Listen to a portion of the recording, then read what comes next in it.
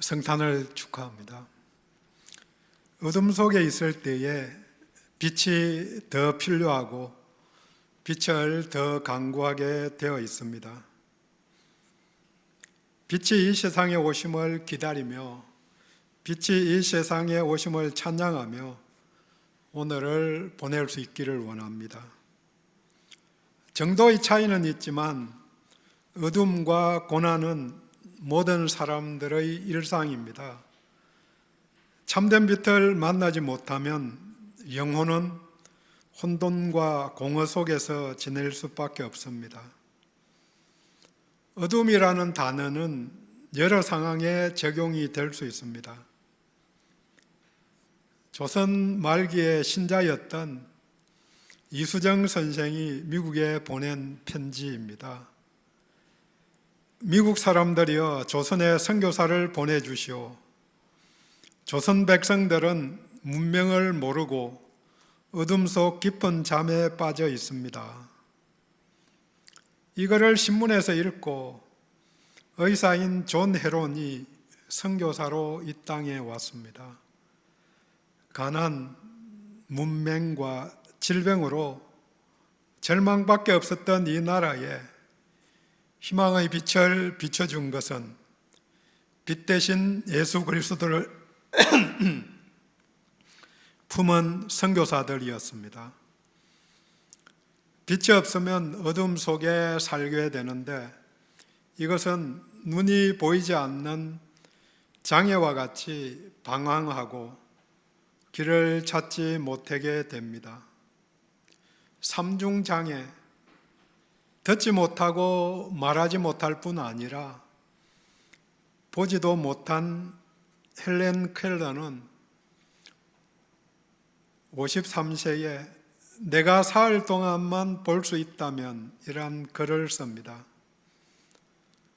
긴 글인데 간단히 요약하면 다음과 같습니다. 내가 만일 3일만 볼 수 있다면 나는 맨 먼저 나에게 따뜻하고 친절하게 대했던 사람들의 얼굴을 볼 것이다. 둘째 날에는 이른 새벽에 일어나 어둠이 물러가고 해가 뜨는 놀라운 광경을 볼 것이다.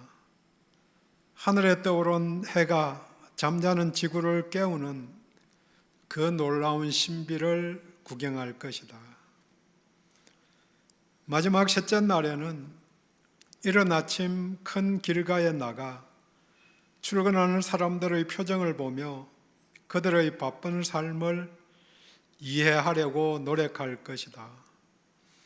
3일이 지나고 다시 눈을 감아야 하는 마지막 시간이 되면 사흘 동안이라도 눈을 떠 볼 수 있게 해주신 하나님께 감사 기도를 드리고 또다시 깜깜한 암흑 세계로 들어가겠다. 마지막 문장이 제게 와 닿았습니다. 내일 갑자기 장님이 될 사람처럼 여러분의 눈을 사용하십시오. 다른 감각 기관에도 똑같은 방법을 사용할 수 있습니다. 내일 귀가 안 들게 될 사람처럼 음악 소리와 새의 지저김과 오케스트라의 강렬한 연주를 들으십시오. 내일이면 촉각이 모두 마비될 사람처럼 그렇게 만지고 싶은 것들을 만지십시오. 내일이면 후각도 미각도 잃을 사람처럼 곧 향기를 맡고 맛있는 음식을 음미해 보십시오. 모든 감각을 최대한 활용하셔요. 성탄의 이날, 새날이 새날인 것을 느낄 수 있는 날이 되기를 원합니다. 이사야는 기원전 740년경에서 680년경까지 60여 년 활동한 남유다의 궁전 선지자입니다. 그 기간 중에 일어난 중요한 일이 북이스라엘이 기원전 722년 아수르에 멸망한 것입니다.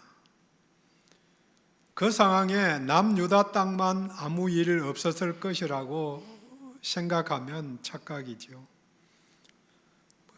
여러 가지 일들이 있었지만 주변 나라들이 연합해서 쳐들어오자 아하스 왕이 아수르의 구원을 요청하고 조공을 바칩니다. 이 상황에서 이사야는 하나님을 의지하지 않음을 책망하고 재앙을 경고합니다. 이사야가 살던 시기도 어둠이 깊은 시기였습니다. 본문 앞에 8장 9절에서는 한 절 안에 끝내 패망하리라는 말이 10번씩 반복되면서 망할 것을 예언합니다. 8장 22절은 땅을 굽어보아도 환난과 흑암과 고통의 흑암뿐이니 그들이 심한 흑암 가운데로 쫓겨 들어가리라. 이 어둠의 상황 속에서 반복적으로 메시아의 오심에 대해 말하면서 사람들에게 소망을 줍니다. 아무리 어두워도 새날이 밝아옵니다. 7장 14절에 그러므로 주께서 친히 징조를 너희에게 주실 것이라. 보라, 처녀가 잉태하여 아들을 낳을 것이요 그의 이름을 임마누엘이라 하리라. 오늘 본문도 메시아 예언에 해당되고 또 11장에서도 구체화되고 반복됩니다. 오늘 본문이 주는 아기 탄생에 대한 소망이 예수님의 탄생에 대한 예언에서의 소망이고, 성탄절 아기 예수의 탄생을 기억하는 자리에서 그 즐거움을 누리게 하는 성취입니다. 동시에 다시 오실 분을 소망하게 하는 말씀입니다. 오늘 본문은 이사야 시대에 주어진 하나님의 약속입니다. 어둠의 시대에 빛이 온다는 기쁜 소식입니다. 또 그것은 한 아기가 평강의 왕으로 오신다는 소식입니다. 그분으로 인해서 하나님의 나라가 세워지고, 물론 그 결과는 기쁨, 곧 즐거움입니다. 새로운 생명이 새로운 역사를 만들어냅니다. 사회도 시대가 바뀌어야 세상이 바뀌어져 갑니다. 이전의 사고로는 새로운 생각을 할 수도 없고 하기도 어렵기 때문입니다. 가족설 속에서도 새 생명이 탄생해야 새로운 시대가 열리고 기쁨이 넘치게 됩니다. 새 생명이 없으면 미래가 없습니다. 교회도 마찬가지입니다. 새 생명이 없으면 교회의 미래도 없습니다. 그래서 한국 교회의 앞날이 어둡다, 그렇게 표현하는 분들이 많습니다. 6절에 한 아기가 우리에게서 낳고 한 아들을 우리에게 주신 바 되었는데 그의 어깨에는 정사를 메었고, 통치자로 오신다는 의미입니다. 새로운 통치자, 억울함을 풀어줄 통치자의 출현을 바라는 것은 그 시대의 또 계속된 시대들의 소망이었습니다. 사람으로서는 한계가 있기 때문에 기대가 있었지만 또 실망할 수밖에 없지만, 새로운 나라가 세워지면 새롭게 될 것이다. 일시적으로는 그렇게 된 상황들도 많이 있습니다만 지속적으로 그렇게 되지 않았기 때문에 나라는 계속해서 망해간 것이죠. 하나님이 오셔서 제대로 통치할 그때만 그 나라가 온전히 될 것이다, 그 소망이 나타난 것입니다. 지금 우리들도 대통령을 선출할 때마다 바람들이 있습니다. 하지만 모든 경우에 조금씩은 그 기대가 이루어졌을지 모르지만 실망할 수밖에 없는 경험들이 다 있으실 것입니다. 그것이 사람이 가진 한계일 것입니다. 성경의 소망은 하나님의 통치를 이야기합니다. 오신다는 아들의 이름이 인격과 사역을 드러냅니다.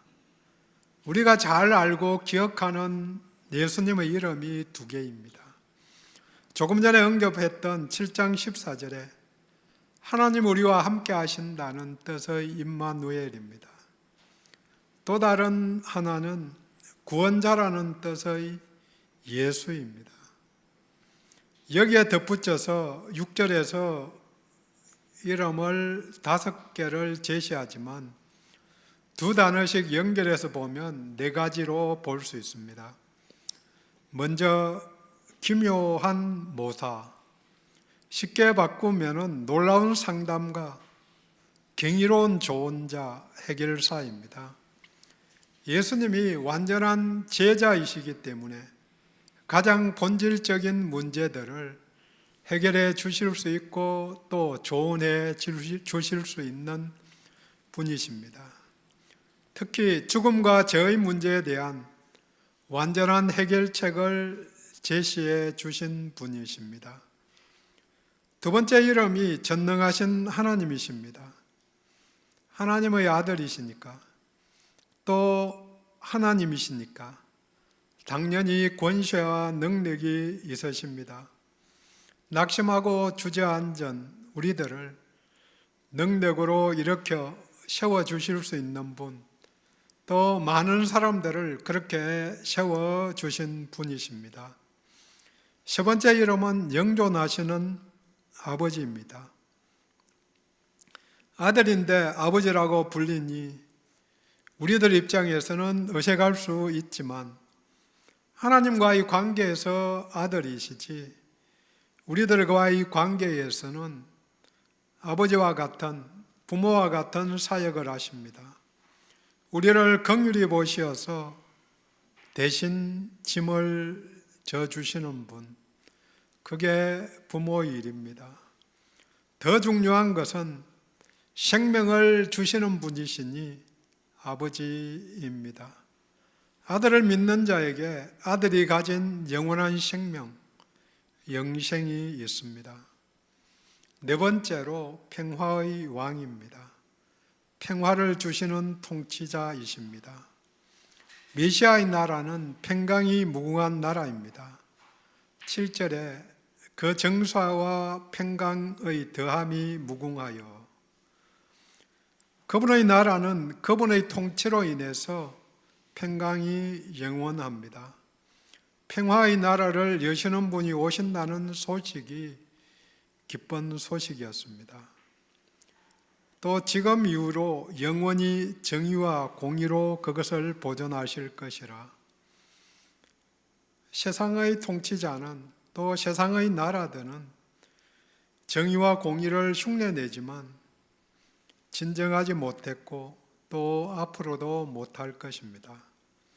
하지만 완전한 통치자 메시아의 나라는 정의와 공의, 낮은 자가 높아지는 그 나라가 올 것입니다.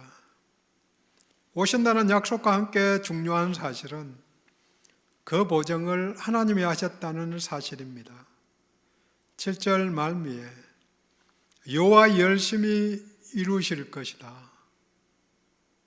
이 보증, 하나님의 열심히 이루신다. 이게 우리들로 하여금 신뢰할 수 있게 하며 또 조급하지 않게 만들어줍니다. 열왕기하 19장 31절도 이사야서 37장 32절도 만군의 여호와 열심히 이를 이루실 것이다. 하나님이 작정하셨으니 하나님이 이루십니다. 물론 그게 언제냐? 우리들의 때가 아니고 우리들이 요청하는 때가 아니고 하나님이 최적이라고 생각하는 그 시점에 오실 것입니다. 이루실 것입니다. 심판도 회복도 하나님의 섭리 속에서 반드시 이루어질 것입니다.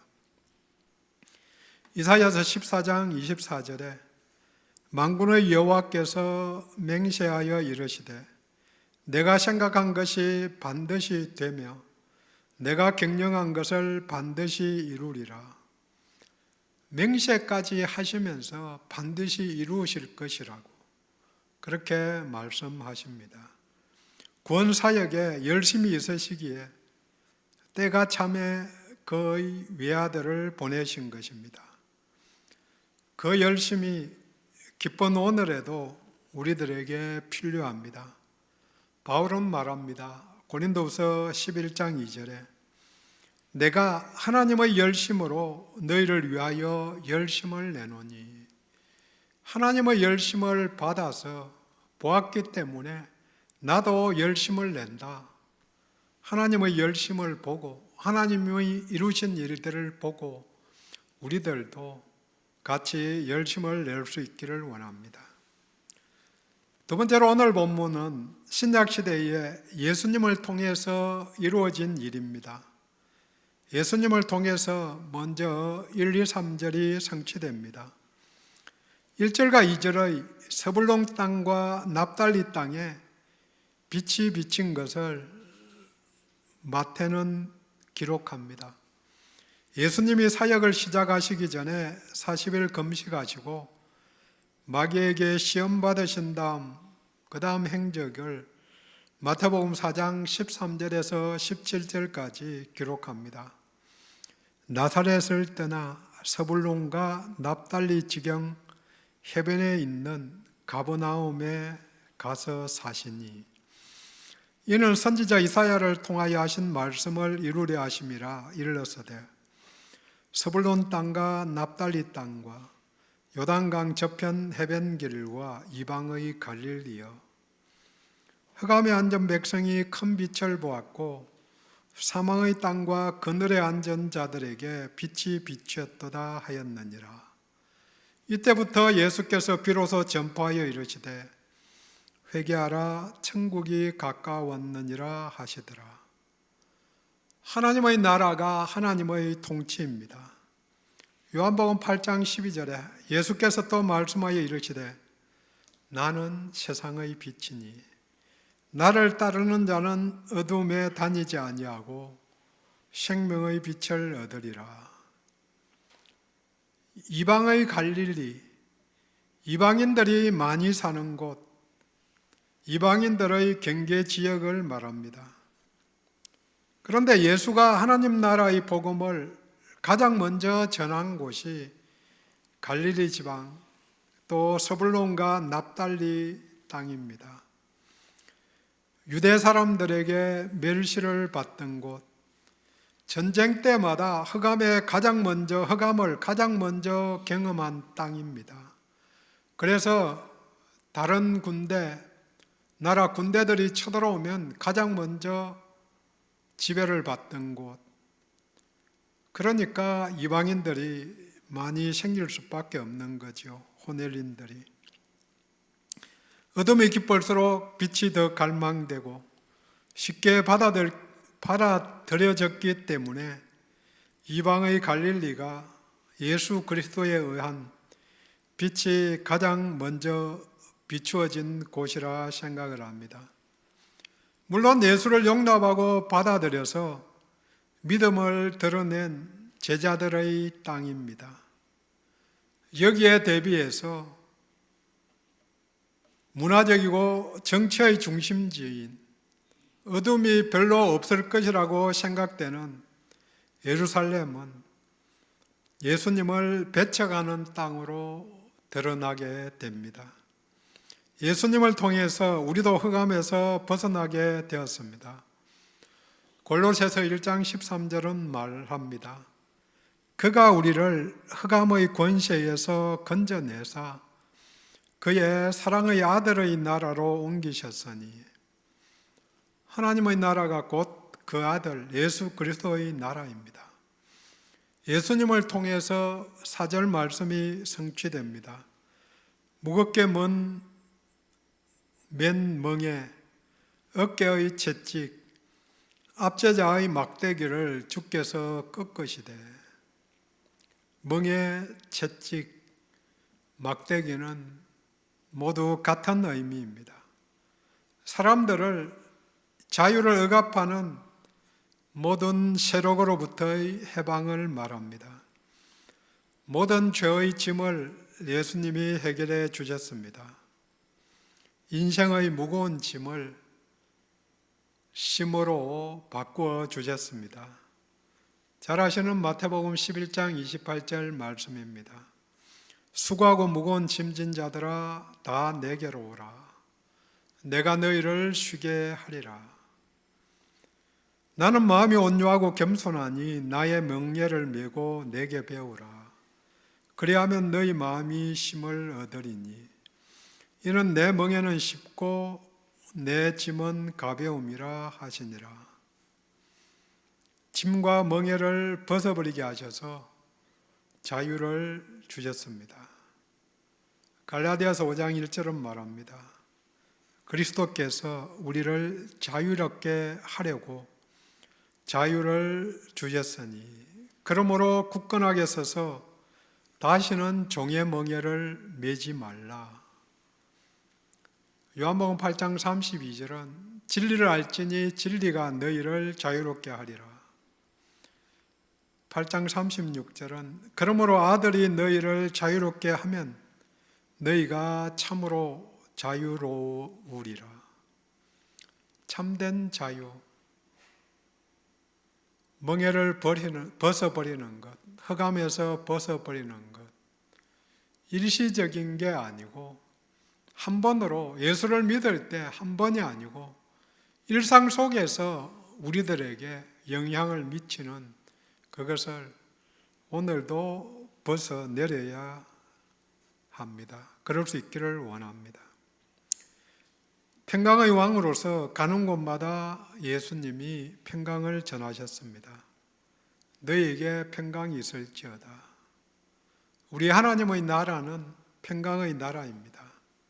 또 정의와 공의의 나라입니다. 그 나라가 예수님이 몸으로 실천해서 보여주신 하나님의 나라입니다. 평안을 너희에게 끼치노라. 오실 때에 일상에서 살면 평강을 잃어버리는 시간이 훨씬 많음을 잘 압니다. 돌아서면 걱정거리가 눈에 보이니까요. 하지만 그때마다 평강을 너희에게 주노라 하신 말씀을 기억하고 돌아보기를 원합니다. 내 무거운 짐이 어디서부터 연유한 것인지. 본문 3절에서는 무려 4번씩 즐거움이 반복됩니다. 하나님 나라, 즐거움의 나라, 희락의 나라, 평화의 나라 주셨는데 왜 내가 누리지 못하는가 돌아봐야 하는 거죠. 내 상황에도 불구하고 평강이 많은 곳, 또 즐거움이 있는 마음이 예수 안에 거하는 사람의 마음입니다. 이미 예수 안에서 이 모든 것을 이루어 주신 주를 찬양합니다. 또 하나님의 열심히 이를 이루게 도우신 것입니다. 오늘날 우리들에게까지 도달하게 해 주신 것입니다. 마지막으로 오늘 본문은 우리 시대에 다시 오실 예수를 기대하며 기다리게 해주는 소망의 말씀입니다. 이 땅에 우리들에게 참된 평화를 주시기 위해서 예수님이 오시고 하나님 나라를 열어주셨지만 현재의 상황에서 완성된 것이 아닙니다. 미완성 상태에 있기 때문에 악과 고통이 만연하고 흑암 속에서 살아가는 사람들이 아직도 많이 있습니다. 기쁜 소식, 복음을 듣지 못해서 그런 사람들이 더 많지만 들어서 믿은 우리들도 악과 고통의 영향 하에서 살아가게 됩니다. 내적인 평화, 주시는 지혜, 영원한 생명에도 불구하고, 빛을 만났음에도 불구하고 멍에나 채찍, 막대기가 완전히 사라진 것이 아니기 때문입니다. 3절에 창성함에 의한 즐거움, 곧 무한한 기쁨인데요. 추수할 때의 기쁨, 전리품을 나눌 때의 기쁨 같이 지속적으로 즐거워할 수 있어야 하는데 누리지 못할 때가 있고, 아니 더 많을 수도 있습니다. 그것은 반복하지만 이 세상이 온전한 정의와 공의가 영원히 적용되지 못하기 때문입니다. 하지만 그날이 올 것입니다. 예수님이 다시 오는 그날입니다. 또 다시 오는 그날까지 우리들이 정의와 공의가 이 땅에서 드러나게 노력해야 하는 때입니다. 이 날이 올 것을 믿는 것은 본문이 예언하신 것을 700년 뒤에 이루어 주셨기 때문입니다. 그렇게 예수님이 예고하신 것이 하나님의 때에 이루실 것입니다. 여호와 열심히 예수님이 재림하신 그날을 이루시기 위해서 지금도 날을 정하고 있으시기 때문입니다. 우리들이 움직이는 것 봐가지고 그냥 날을 정해놓은 게 아니고 우리들이 어떻게 움직이는지, 하나님의 열심으로 우리들이 얼마나 열심을 내는지 봐가면서 하나님이 이루어 가실 것입니다. 올라가신 그대로 다시 오시리라 하신 약속을 기억하며 그리스도인답게 기다리는 그분의 열심이, 우리도 열심을 내어서 복된 성탄을 전하는 오늘 한 날 또 하루들이 되기를 원합니다. 정리합니다.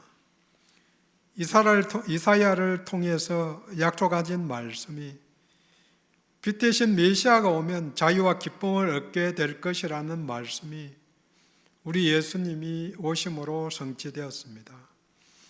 성탄절은 그것을 기뻐하며 즐거워하는 날입니다. 또 성탄절은 다시 오실 예수님을 기대하며 준비하기 시작하는 시간입니다. 하나님의 열심이 우리들에게도 전달되는 날이 성탄절입니다. 아기 예수의 탄생을 축하합니다. 그로 인해서 안식에 들어갈 수 있게 되고 참된 안식을 누릴 수 있게 되었습니다. 그 안식의 힘을 먼저 누릴 수 있기를 원합니다. 기도합니다.